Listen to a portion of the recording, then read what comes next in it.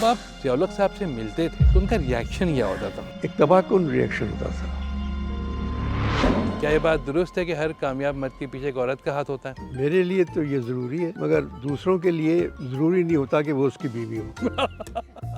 आपने पाकिस्तान बनते तो नहीं देखा, लेकिन पाकिस्तान को आगे बढ़ते देखा है। अरे क्या पाकिस्तान आगे बढ़ा? कभी कभी मुझे भी यकीन नहीं आता कि मोइन अख्तर अब नहीं है, क्योंकि उनकी क्लिप्स तो अभी भी वायरल हो रही होती हैं। कलकत्ता से एक साहब का फ़ोन आया, डबिंग कौन कर रहा है मोइन की? ओह। मैंने कहा डबिंग से क्या मतलब? कह रहे यार जो इस्लामाबाद में पिछले हफ्ते हुआ है वो मोइन कैसे कह सकता है आज? जब वो कहता था कि भाभी तुम सोच नहीं सकती हो कि मेरे क्या हालात हैं, मेरे चेस्ट में 100 बीमारियां हैं, कौन कौन सी बीमारियां डॉक्टरों ने बता दी हैं, ये भी है ये भी है। और मुझे हर बात झूठ लगती थी क्योंकि वो झूठा ही था, लेकिन सिर्फ यही सच बोलता था।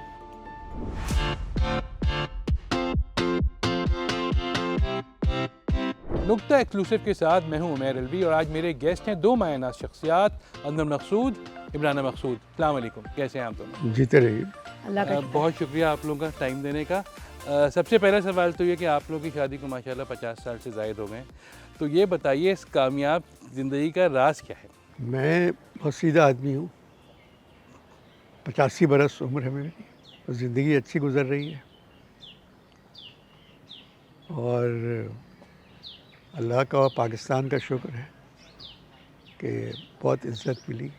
ये मुझे आप ज़िंदगी मेरी शायद इनसे अच्छी गुजर रही है, क्योंकि मैं काली पीली को कोई बहुत अच्छा रिश्ता मिलने वाला भी नहीं था, वो मिल गया और मैंने गुजारा और इन्होंने भुगता। तो जैसा भी था हम दोनों आखिरकार खुश हैं, क्योंकि हमें अल्लाह मियाँ ने शादी के बाद जो दौलत दी वो बहुत अच्छी है। तो बेटा और बेटी दोनों ऐसे हैं कि इन पे नाज किया जाए और हमें उनसे अलावा इसके कि मोहब्बत बहुत मिली, इज़्ज़त भी बहुत मिली, जो कि बहुत मुश्किल होता है माँ बाप को वो इज़्ज़त लेना। बच्चे तो किसी ना किसी तरह कुछ ना कुछ उलट पुलट करते रहते हैं, लेकिन ये शायद दुनिया में दो बेहतरीन बच्चे हमें मिले हैं, अल्लाह का बहुत एहसान है।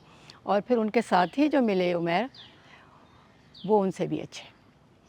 तो हम बहुत खुशकिस्मत हैं, मैं और अनवर। बहुत कम मेहनत में हमें बहुत कुछ मिल गया। किताब की बात की अनवर साहब ने, तो उनकी तो एक किताब भी नहीं है, आपकी 2 किताबें उनके बारे में हैं। तो उसमें जो वाक़यात लिखे हैं उससे तो लगता है कि अनवर साहब बहुत जॉली और बहुत ही शरारती किस्म के इंसान थे। तो क्या ये बात आपने जो है उनसे पूछी थी लिखने से पहले? नहीं, इनको बिल्कुल भी नहीं पता था कि मैं क्या लिख रही हूँ और ना इन्होंने कभी पूछने की कोशिश की।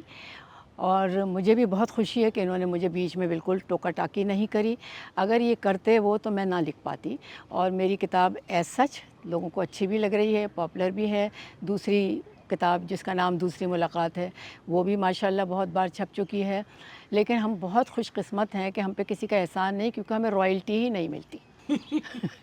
1 रुपया रॉयल्टी में नहीं आता और किताबें छपती रहती हैं। ये कमाल है इस मुल्क का कि रॉयल्टी का मतलब नहीं जानते। फिर तो सही है ना, ये किताब नहीं लिख रहे। हाँ, सही है। ये तो मार खाएँगे, ये ऐसे नहीं है, मैं ही हूँ ऐसी। ये तो छोड़ते नहीं हैं ऐसे मामले में, बहुत अच्छी तरह इज़्ज़त करते हैं। तो मगर मुझे बहुत अफ़सोस होता है इस बात का, और मैं अभी आपसे कह रही हूँ, कैमरे के सामने कह रही हूँ, पब्लिक के लिए कह रही हूँ कि कोई रॉयल्टी मुझे नहीं मिलती। खैर उसकी बात नहीं, यहाँ किसी को नहीं मिलती। हाँ, किसी को भी नहीं मिलती। यार इतनी किताबें भी तो कोई लिख के दे। मतलब आपने बुक लिखी क्यों नहीं? आपकी मेरे स्क्रिप्ट्स पास हैं। हज़ारों किताबें मेरे कमरे में हैं। सबसे ऊपर की शेल्फ में 4 किताबें रखी हैं, कुरान शरीफ, कुल्लियात मीर, कुल्लियात गालिब, कुल्लियात इक़बाल। इन 4 किताबों के बाद पढ़ने के बाद मेरी किताब लिखने की हिम्मत नहीं होती। इसीलिए मैंने ये कुल्लियात नहीं पढ़ी है कि मैं लिखती रहूँ। मगर कलेक्शन तो कर सकते हैं ना। आपने अभी इनकी किताब में भी आपके जो है कुछ ड्रामों के स्क्रिप्ट्स मौजूद हैं। वो तो सही, जो भी ड्रामे लिखते हैं टीवी पे उनकी 14-14 किताबें हैं, तो वो ये मुझे क्या ज़रूरत है लिखने की? क्या ये बात दुरुस्त है कि हर कामयाब मर्द के पीछे एक औरत का हाथ होता है? मेरे लिए तो ये ज़रूरी है, मगर दूसरों के लिए ज़रूरी नहीं होता कि वो उसकी बीवी हो। औरत हो सकती है, मगर ये ज़रूरी नहीं है कि उसकी बीवी हो। आपने एक दफ़ा कहा था कि आपके सबसे जो अच्छा काम है वो मार्शल लॉ के दौर में ज़िया साहब के दौर में आया है। जैसे आंगन टेढ़ा हो गया, 50-50 आपने स्टार्ट किया, शोशा वही हुआ। शो टाइम, ये सारे प्रोग्राम उस ज़माने में आए और वो स्टार्ट होते थे, बहुत सारे ऐसे थे जो बंद भी हो जाते थे, बंद कर दिए जाते थे। उस ज़माने में आपको प्रॉब्लम्स तो हुई होंगी, तो कैसे उससे डील करते थे? एक प्रोग्राम स्टार्ट हुआ, बंद हो गया। आपने स्टूडियो 2:30 या स्टूडियो पौने 3 में कहा था कि मैं चाहता हूँ कि मेरा एक प्रोग्राम जो है वो 13 से शुरू हो। एग्जैक्टली तो पौने 3 मैंने पहली किस्त 13वीं थी। 13वीं थी। तो वो तो मैं ये मुश्किल वक़्त आप कैसे, मतलब कोई और होता तो वो तो डिसहार्टन हो जाता। जितने भी फौजी सरबराह हैं वो टीवी नहीं देखते थे, ज़ियाउल हक साहब टीवी देखते थे। तो ये मुश्किल थी मेरी। और जबकि उनकी बेटी जो थी जैन, वो मेरी फ़ैन थी, उसकी वजह से मैं बचा रहा, गिरफ़्तार नहीं हुआ, वरना मुझे ज़िया साहब गिरफ़्तार कर सकते थे। 10 बरस मैंने, सबसे अच्छा काम वही था मेरा, जी जो हाँ। उनके सारे मेरे खेल जो थे, दौरे जुनू, नकापसना, आशियाना, मिर्ज़ा एंड सन्स, उसी ज़माने में मेरे कम से कम 72 प्लेस ज़िया साहब के ज़माने में हैं। फिर 2:30, पौने 3, शोशा, 50-50, आंगन टेढ़ा, सिल्वर जुबली, सब ज़िया साहब के ज़माने के। मगर क्योंकि ज़िया साहब का ज़माना तो 14 अगस्त 1947 से शुरू हो गया था, और आज भी ज़िया साहब का ज़माना ही चल रहा है। नाम बदल जाते, लोग नहीं बदले। तो वो जो मुश्किल फिर वाली वही इकबाल का मिसरा आ जाता है, फिर वही मुश्किल न बन जाए, जो मुश्किल है यार अब फिर कोई मुश्किल न बन जाए। तो ये मुश्किल तो ता क़यामत है। इनका तो हो गया कि ये डिस्करेज नहीं हुए। आप जब थीं उस वक़्त क्या सोचती थी कि जो ड्रामा कर रहे हैं वो या तो 13 किस्तों पे ख़त्म हो जाता है या ख़त्म ही नहीं होता है? तो आपको थोड़ा बहुत तो होता होगा अफ़सोस कि कुछ और ही कर लें, ये क्या कर रहे हैं? एक बात तो ये थी कि ये कुछ और करने के मूड में ही नहीं थे, तो उसमें मैं कहाँ टांग अड़ाती, और कौन सुनता है बीवी की कि नहीं आप वहाँ क्लर्की कर लें या वहाँ मैनेजरी कर लें, कौन कहता है। और कि ये उनका मिजाज नहीं था, इनका जो मिजाज था ये वो काम कर रहे थे। पकड़े भी जाते, एक दफ़ा थाने में भी बैठे थे थोड़ी देर, ऐसी ऐसी हरकतें करते थे, लेकिन इन्हें डर नहीं लगता था। इन्हें ये पता था कि मैं तो 2 जुमले बोल के छूट जाऊँगा, इनका कोई कुछ नहीं बिगाड़ सकता था, और आज तक कोई कुछ नहीं बिगाड़ सका है। और ये ओपनली, पर एक दफ़ा तो मशहूर भी हो गया था कि ये पकड़े गए हैं और ढूंढे जा रहे हैं, जबकि ये घर में बैठे हंस रहे थे। सोशल मीडिया पे अनवर मकसूद की एक अलग पर्सनैलिटी है। हाँ। लोग उनके ट्वीट पढ़ते हैं, यकीन कर लेते हैं कि ये इन्होंने कहा होगा। आपको बाज़ वक़्त नहीं लगता कि वाक़ई कहा होगा इन्होंने? वो हैं ये नहीं जबकि? मुझे तो ये पता होता है नहीं कहा है तो कहने दो, जो खुश है वो खुश रहे। मेरे 31 अकाउंट हैं। मेरे पास फ़ोन, वो स्मार्टफोन ही नहीं है, मैं करता ही नहीं स्मार्टफोन। और अनवर तो कम से कम बोलते हैं, ऐसे लोग जो होते हैं कितना बोलते हैं, अनवर तो बिल्कुल लिमिटेड बात करते हैं, ज़रूरी बाज़ बात। वक़्त तो ऐसी बातें होती हैं कि ओहो ये अनवर साहब ही ने कहा होगा। हाँ हाँ बिल्कुल, मुझे भी वो जाता है ये मैंने कब कहा है, क्योंकि बिल्कुल वही होता है। मैं तो सारा दिन पेंट करता हूँ, पेंट करता रहता हूँ। और ये सबसे अच्छे पेंटर हैं, हर जितनी इनके पास क्वालिटीज़ हैं उसमें बेस्ट इज़ पेंटिंग। आपने पाकिस्तान बनते तो नहीं देखा, लेकिन पाकिस्तान को आगे बढ़ते देखा है। लेकिन अब अरे क्या पाकिस्तान आगे बढ़ा? तो वही सवाल था कि जो पाकिस्तान 1948 में आपकी आमद के वक्त था, अभी भी वैसे ही है। तो आपको बाज़ वक्त अजीब भी लगता होगा कि मतलब ये क्यों नहीं हो रहा आगे? कोशिश तो बहुत की गई है बीच में बढ़ाने की, लेकिन वहीं का वहीं अटका हुआ है। बम बना लिया ना हमने, बम जब बना लिया फिर रुक गया पाकिस्तान। अनवर साहब, जैसे अभी मज़ाहिया हैं, क्या असल ज़िंदगी में भी ऐसे ही हैं या बहुत संजीदा हैं? ओकेजनली हो जाते हैं मज़ाहिया, लेकिन वैसे बहुत संजीदा हैं, लाइफ को बहुत संजीदगी से लेते हैं, रिश्तों को बहुत संजीदगी से लेते हैं, हंसते मुस्कुराते बातें करते, वो अपनी जगह है, वो सब सही है। लेकिन हर दूसरी साइड इनकी बहुत संजीदा है, जिससे बहुत इत्मीनान होता है मुझे भी कि मैं भी एक ही हूँ, ये ना हो कि और गैर संजीदगी में कुछ हो जाए, ऐसा वो कभी। 29 लोगों की हैं वो जो ट्वीट करते हैं। हाँ। ठीक है, संजीदा तो हम लोग को सबको पता है कि हम देखते भी आए हैं। अनवर साहब को ये दौरे जुनू और मिर्ज़ा इंसान्स, हाफ प्लेट, हाफ प्लेट, ये इतनी सीरियस ड्रामे। ये हाफ प्लेट में तो फिर भी थोड़ी बहुत हंसी आ गई थी, बाकी दोनों तो मतलब सुपर सीरियस थे। तो वो आपने कैसे लिखे? मतलब एक आदमी स्विच ऑफ करके आपने कैसे गेयर बदला बेसिकली उसका? मज़ा लिखना दुनिया का सबसे मुश्किल काम है। एक आग का दरिया क्रॉस करना पड़ता है, एक तलवार की धार पे चलना पड़ता है कि कोई गलत लफ्ज़ या किसी के बारे में कोई गलत चीज़ ना आ जाए। संजीदा लिखना बहुत आसान है। दुनिया भर में मज़ाहिया लिखने वाले तो 4-5 मिलेंगे, संजीदा लिखने वाले करोड़ों मिलेंगे आपको। तो जब 50-50 को इनाम देने के लिए ज़िया-उल-हक साहब ने पूरी टीम को बुलाया, पूरी कास्ट को, शोएब मंसूर को भी बुलाया, मुझे नहीं बुलाया। तो मुजीबुर रहमान साहब सेक्रेटरी थे, जनरल साहब। मैंने उनसे कहा, मुजीब साहब ये सबको बुलाया, सदर साहब ने अवार्ड के लिए, मुझे नहीं बुलाया।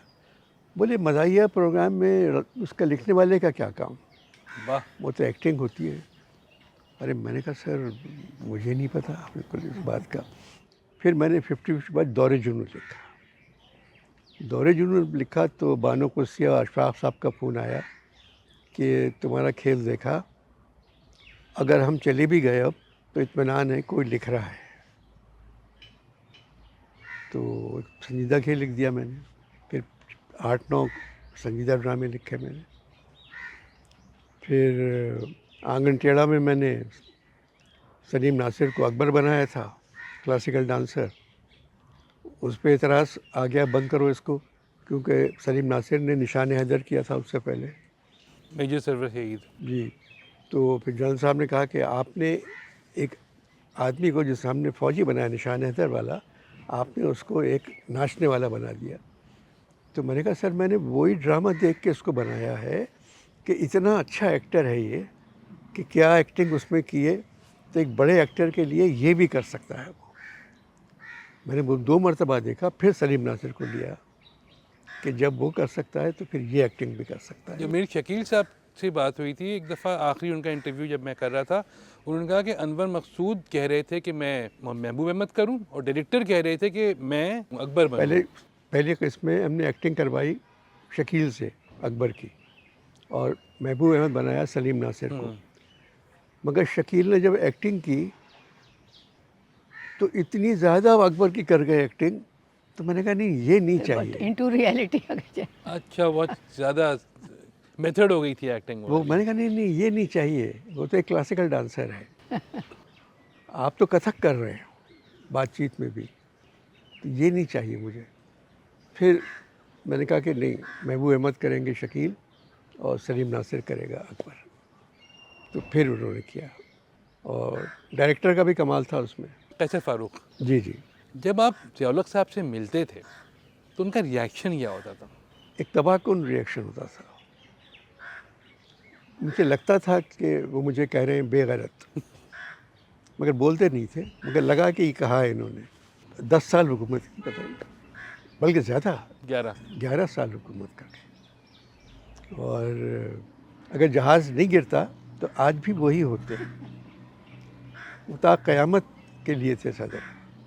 मगर किस मुल्क में रह रहे हैं हम लोग, क्या जगह है। मुल्क बुरा नहीं है, मुल्क अच्छा है, आधा मुल्क रह गया है फिर भी अच्छा है। मैं दुनिया भर में जाता हूँ, मगर जहाज़ जब नवाब शाह के ऊपर से आता है तो जो खुशी मुझे होती है कि मैं वापस जा रहा हूँ पाकिस्तान। हमारा मुल्क इस नाजुक मोड़ से कब निकलेगा? जब निकल सकता है जब अल्लाह मियाँ अबाबीलों के मुंह में दोबारा पत्थर दे दें, उसके बाद निकलेगा, उसके बगैर नहीं निकल सकता। अगर आपको ये वीडियो पसंद आ रही है तो अभी सब्सक्राइब करें। आपने खाने पीने की बहुत किताबें लिखी हैं, नाश्ते पे, सब्ज़ी, इन सब के ऊपर, और आपका ख़ुद कंपटीशन आपके ख़ानदान में ही था, ज़ुबैदा आपा जी। तो इसको देख के तो लगता है कि अनवर साहब को रोज़ मुर्ग मुसल्लम, ज़बरदस्त ऑमलेट, बेहतरीन सब्ज़ी, ये सब रोज़ मिलता होगा इनको? ये हमें मिलता था, मैं क्योंकि ये पकाता हूँ, पकाते थे। खाना मैं पकाता हूँ घर में। हम कहते थे आज तुम पकाओ, तो ये पकाते थे। ये नहीं था कि हमारे पास कुक नहीं था या हेल्प नहीं थी, ऐसा नहीं था। इनका शौक़ था। मैं इनकी इज़्ज़त बचाने के लिए कह रही हूँ, लोग समझे ये किचन में खाना ही पकाते रहते थे। ऐसा नहीं था, अपने शौक़ से पकाते थे, या हमने फरमाइश कर दी या बच्चों ने, बच्चे बड़े हुए तो उनकी फरमाइश, उसमें शौक़ से पकाते थे। और इनके हाथ में मज़ा बहुत है, जो आम तौर से कुक्स के हाथ में नहीं होता है। अब जबकि मैं घर में अकेली रह गई तो मेरे लिए नहीं पकाते हैं, वो और ज़माना था।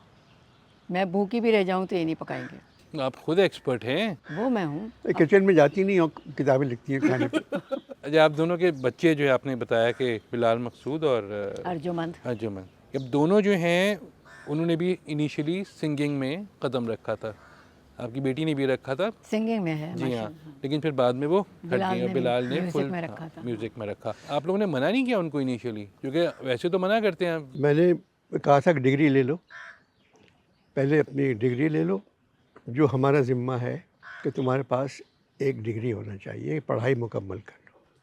तो बिलाल ने मास्टर्स किया इंडस वैली से ग्राफिक्स में, और फिर कहने लगे अब्बा मैंने ये कर लिया है काम। मैंने कहा अब तुम्हारी मर्ज़ी है, तुम जो मर्ज़ी है करो। तो एडवर्टाइजिंग फर्म में नौकरी की 2 साल, मगर म्यूज़िक जारी थी। मैं ईएमआई में था, तो सारे सिंगर्स वगैरह आके रिहर्सल मेरे घर पे करते थे कि क्या रिकॉर्डिंग करना है। मेहदी हसन भी, गुलाम अली भी, ये सब, मुन्नी बेगम, फरीदा। तो बिलाल जब 4 साल के हुए, तो हम बच्चों की सालगिरह इस तरह नहीं मनाते कि गुब्बारे वगैरह लगाएं, सब करें। हम लोग खुद घर बच्चे बैठ जाते हैं हमें बच्चों की सालगिरह में। जब बिलाल 4 साल के, वो आके बिलाल मेरे साथ बैठ जाते थे म्यूज़िक में। जब 4 साल के हुए तो मैंने बिलाल से कहा बिलाल अब तुम 4 साल के हो, अब मैं तुम्हें एक तोहफ़ा देना चाह रहा हूँ, तो तुम्हें क्या चाहिए? तो उसने कहा अब्बा तबले। तो मैं लाहौर जाकर बिलाल के लिए तबले लेके आया था। गिटार भी तो मांगा था उन्होंने। वो गिटार, फिर बाद में तो हारमोनियम मिला के दिया, तबले भी। हारमोनियम मुन्नी बेगम लेके आई मेरे लिए कलकत्ते से वाह, कि तुम्हारी बेटी सीखती है, तो मैं उसके लिए लेके आई हूँ। तो ये शौक़ इनको था, बांसुरी बजाते हैं, कीबोर्ड भी बजाते हैं, गिटार बजाते हैं, सब। बिलाल का बेटा जो है मिकाइल, उसने कॉर्नेल से आर्किटेक्चर किया है, और छोटे बेटे ने नॉर्थ वेस्टर्न शिकागो से इंजीनियरिंग की है। वाह, बेटी मिलान में डिज़ाइनिंग कर रही हैं, आखिरी साल है ज़हरा, वो आ जाएगी अब। अंजू की तीनों बेटियां कोलंबिया माशाल्लाह। वहाँ है, वैंकूवर में। बिलाल के एक बेटा मिस आउट कर गए, खिज़र। खिज़र उसमें उन्होंने इंजीनियरिंग की है शिकागो से, नॉर्थ वेस्टर्न से। बड़ी खूबसूरत यूनिवर्सिटी है दोनों, कॉर्नेल और नॉर्थ वेस्टर्न, क्या खूबसूरत यूनिवर्सिटियाँ हैं। कोलंबिया भी वैंकूवर में जो है। मगर इन बच्चों को, बिलाल को और अंजू को, इम्मो पैदल स्कूल लेके जाती थी, हमारे पास गाड़ी नहीं थी, तो 2.5 मील रोज़ाना पैदल जाती थी और पैदल लेके आती थी। और यकीन ही नहीं आता कि ये बच्चे, इनके बच्चे कहाँ पढ़ रहे हैं। मुश्किल वक्त आपने भी बहुत देखा है, आपने बुक में भी अपनी जिक्र किया है उसका इनिशियली। और जब आपकी शादी हुई थी, अनवर साहब इतने मकबूल और इतने मशहूर नहीं थे। जैसे जैसे वक्त गुज़रता था, तो उस वक्त में मैंने कभी ये रियलाइज़ नहीं किया या अफसोस नहीं किया कि ये क्या है। मैंने उस वक्त को ही संभाला था, क्योंकि मेरा काम था संभालना। चूँकि हम फैमिली के साथ रहते थे, तो हमारा कोई भी मसला, खुदा ना करे ऐसा होता था, तो घर था, अनवर का घर था, इनकी बड़ी बजिया थी, आप लोग जानते हैं, बड़ी बहनें थीं सब, तो हमें कोई मसला नहीं होता था, हर काम होता रहता था।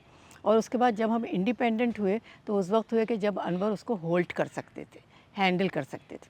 तो वो वक्त मुश्किल था, लेकिन एक तरह से बहुत सुकून भी था कि हम कहीं से जीत के निकले हैं, हम हार के नहीं निकले हैं। और हमारे लिए इनके बड़ों ने कोशिश की कि हमें घर हो हमारे पास और हम लोग जाएं। ये इनके बड़ों ने कोशिश की कि हम इंडिपेंडेंट हों।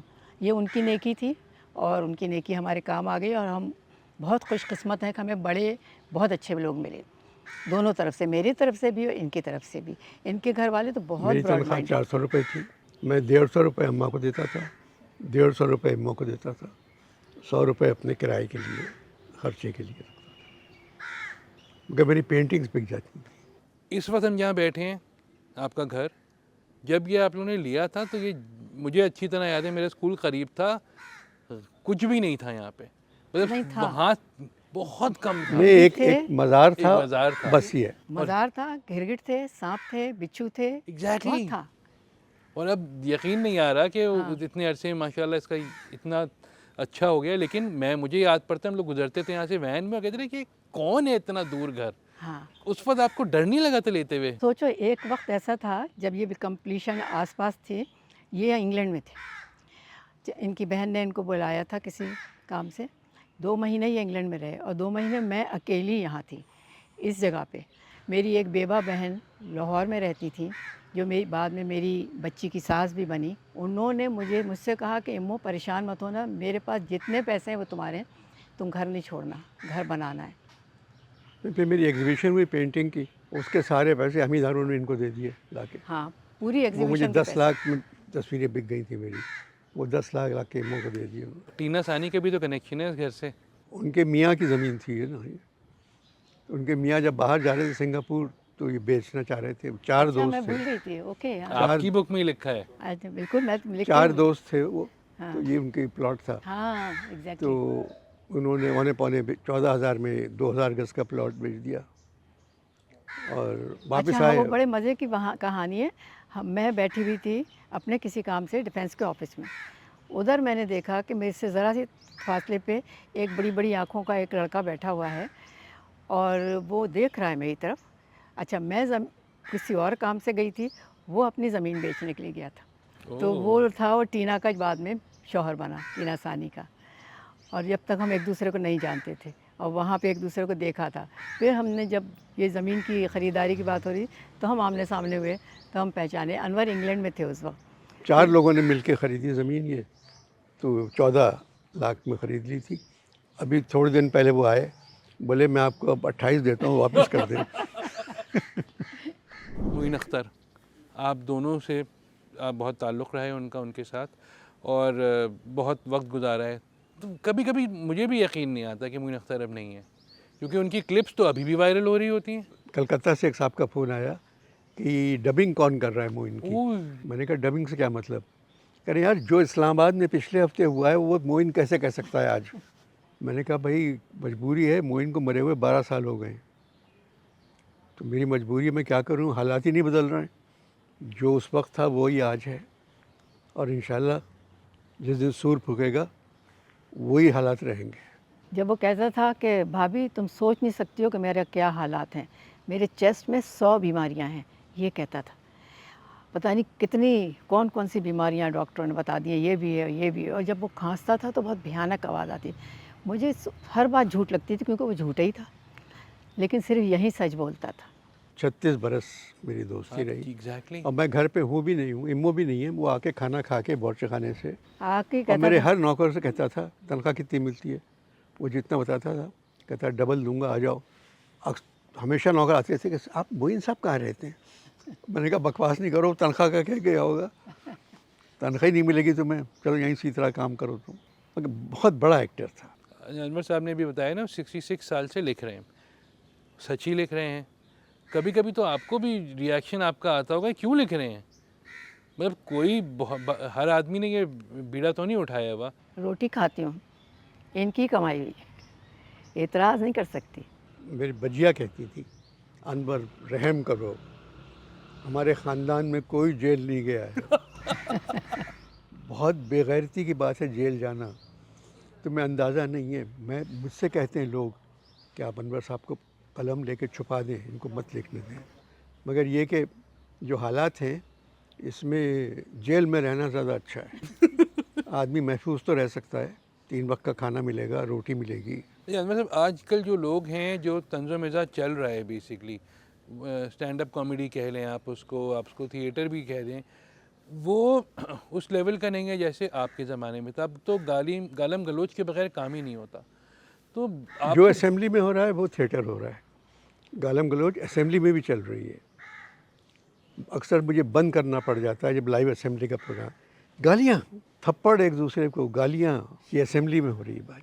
असल में जो मुल्क का हाल होता है वही हर इदारे का होता है, वही हर स्कूल का होता है, वही हर सड़क का होता है। आप दोनों ने अपनी ज़िंदगी से सबसे बड़ा वो क्या सबक हासिल किया जो आपके ख़्याल में दूसरों को भी सीखना चाहिए? मेरी ज़िंदगी टू सम एक्सटेंट काफ़ी स्मूथ रही है, इसलिए कि मैं इनके मामले में इंडल्ज नहीं की हूँ कभी, इनके सिलसिले में कहीं मैं इंडल्ज नहीं की हूँ। और मैंने अपनी आइडेंटिटी, नहीं मक्खी बैठी, मैं मक्खी से तो बेहतर हूँ, नहीं, और नहीं। मैंने अपनी आइडेंटिटी अलग बनाई है। मैं मिसेस अनवर मकसूद ज़रूर हूँ, लेकिन मैं इमराना मकसूद हूँ और मेरी आइडेंटिटी है। और आप मेरे नाम से कितनी कहानियाँ, कितने बुक्स, 2 बुक्स तो मेरी हैं ही दो हैं। तो ये हैं, उसके अलावा बच्चों वाली बच्चों किताबें की हैं, खानों कितनी वाली किताबें किताबें हैं। तो मैं अलग हूँ इनसे। ये ड्रामा कुछ भी करें, सर पीटें, लेकिन मैं इनसे अलग हूँ। ना मैं इनकी तरह लिखती हूँ, ना मैं इनसे राय लेती हूँ। ये मेरा काम है, वो राय लेती जब हूँ। लिखने बैठती हैं दाल ये, पक्के के नहीं। एक छोटी मेज़ है गोल, उस पे कुर्सी है। मैं अक्सर समझता हूँ नमाज़ पढ़ रही है, क्योंकि बैठ के नमाज़ पढ़ती हैं। मगर जब मैं करीब जाता हूँ तब कुछ लिखती रहती हैं, और जैसे ही मैं जाता हूँ तो कागज़ पलट देती। भाई मैं क्यों कॉपी करूँगा इनकी लिखने की, तो छुपा लेती हैं एकदम। मैं तुमसे अच्छा लिखती हूँ ना, इसलिए। तो आइडिया हो सकता है ना कि देखें कोई एक उस वक्त आइडिया ग्रैब कर लें। भाई तुम्हारा राइटिंग तो खुली होती है ना, मैं उसकी भी कभी नकल करती हूँ। तुम और मैं हूँ। वैसे आप शायरी भी करते हैं, और आप स्ट्रिंग्स का तीसरा पार्ट अगर कहा जाए आपको तो आप वो हैं। लोगों को, बहुत सारों को यकीन नहीं आता। एक साहब ने, जब वो फिल्म आई थी जिसमें स्ट्रिंग्स का गाना था, जिंदा, हाँ, लोखंड वाला, शूट आउट एट लोखंड वाला, उसका भी मैंने लिखा था। हाँ, और उसमें लिखा हुआ लिरिक्स अनवर मकसूद। तो एक साहब कह रहे हैं कि यार ये वाले कौन हैं, कोई इंडिया में भी अनवर मकसूद हैं। वो नहीं समझ पा रहे थे वो, भाई ये कैसे आपने अपने आप को डिस्कवर किया, क्योंकि शुरू में तो आप ऐसे नहीं थे। नहीं, शायरी मैं शुरू में करता था शायरी। अच्छा। और शहर लगता है मुझे कैसा बेआबां की तरह, अब तो दीवार का साया भी है मेहमां की तरह। ये छठी क्लास की ना, जानी पहचानी मगर भूली हुई राहों पर, याद को साथ लिए बैठे हैं सामा की तरह। मेरी हर सुबह नए दर्द का उन्वान बनी, मेरी हर शाम हुई शाम गरीबा की तरह। वाह। तो ये छठी क्लास की थी। तो फिर जब जहरापा की शायरी मैंने सुनी तो मैंने तौबा कर ली शायरी से कि मैं शायरी नहीं करूँगा। अच्छा, आपने इंटरव्यूज़ भी बहुत किए हैं, सुदूर पाकिस्तान हो, नूरजहाँ हो, अमीन सयानी हो, ये तो बड़े बड़े नाम हैं जो कभी इंटरव्यू के लिए मिलते ही नहीं हैं। आपको खुद सबसे ज़्यादा किसका इंटरव्यू करके मज़ा आया? शेख रशीद का 2.5 घंटे का इंटरव्यू था। फिर उठ के चले गए थे वो नाराज़ होकर। नाराज़ हो गए थे, वजह? और उसमें मैंने कहा कि शेख साहब बड़े कपड़े बड़े अच्छे पहनते हैं, सूट वूट। कह रहे नहीं जी, एक ही शौक़ है, मैं जूते बहुत अच्छे पहनता हूँ, बहुत महंगे। उस वक्त भी चर्चिल के जूते पहने हुए थे, जो कि कम से कम 1000-1200 पाउंड का होता है। नाइट्स ब्रिज पे दुकान है, हैंडमेड जूते होते हैं। तो मैंने कहा जो दूसरा शौक़ है उसमें तो जूता उतारना पड़ता होगा आपको। तो कहने लगे कि घबरा गए, बोले मैं समझा नहीं आपका सवाल। मैंने कहा आप नमाज़ भी तो पढ़ते हैं ना? बोले हाँ हाँ बिल्कुल बिल्कुल बिल्कुल। आखिर में आप अपने शायकीन को क्या पैगाम देना चाहेंगे? मैं तो एक पैगाम दे के फंस गया। मुझे पता था, मैं इस पैगाम को कबूल करके फंस गई। लेकिन इस पैगाम के नतीजे में 2 बेहतरीन इंसान मुझे मिले हैं, जो मेरा बेटा और बेटी है, और उनकी नेक्स्ट जनरेशन मेरे लिए खिलौनों से कम नहीं है। मैं वापस बचपन में चली जाती हूँ उनके साथ बातें करते हुए। मेरी ज़िंदगी का मकसद जो था वो पूरा हो चुका।